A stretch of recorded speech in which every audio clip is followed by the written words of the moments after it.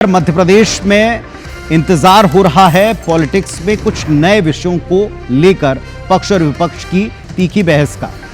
मध्य प्रदेश में संविधान निर्माता डॉक्टर भीमराव अंबेडकर की विरासत पर, उसके दावे पर सियासत तेज है। 25 जून को संविधान हत्या दिवस के तौर पर बीजेपी मनाने का ऐलान कर चुकी है, क्योंकि इसी दिन इमरजेंसी की बरसी है। कांग्रेस ने एक दिन पहले संविधान सत्याग्रह आंदोलन शुरू कर दिया। 24 तारीख से दलित वोटों को साधने की इस रसाकशी में बीजेपी ने कांग्रेस को अंबेडकर विरोधी ठहराने का एक भी मौका नहीं छोड़ा। चुन चुन कर, गिन गिन के उदाहरण प्रदेश के सामने रखे। देखिए सर।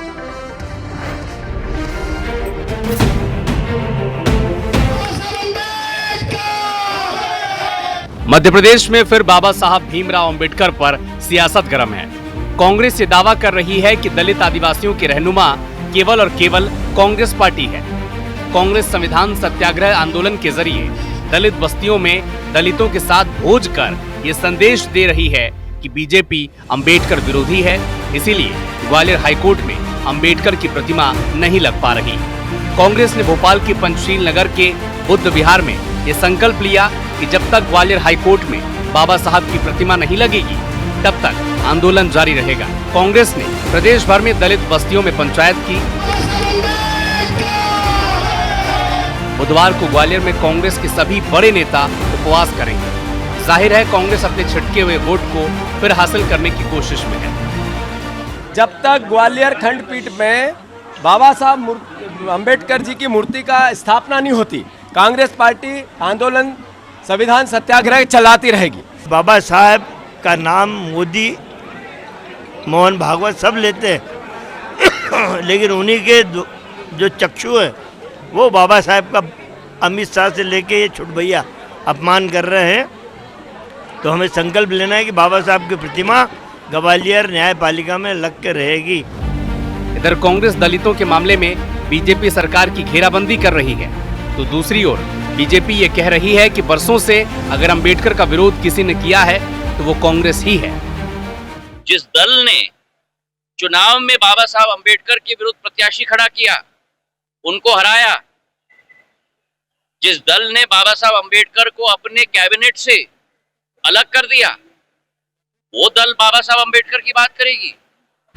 इन सब के बीच ये समझना जरूरी है कि आखिर दलित आदिवासियों पर सियासत हो क्यों रही है। दरअसल एमपी में 23% आबादी आदिवासियों की है, यानी तकरीबन 1.5 करोड़। वहीं एमपी में दलितों की आबादी 16% है।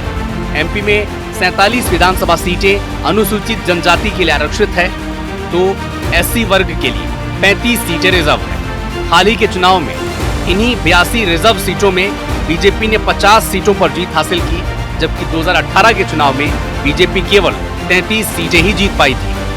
एमपी में दलित आदिवासियों की ताकत का एहसास दोनों दलों का है।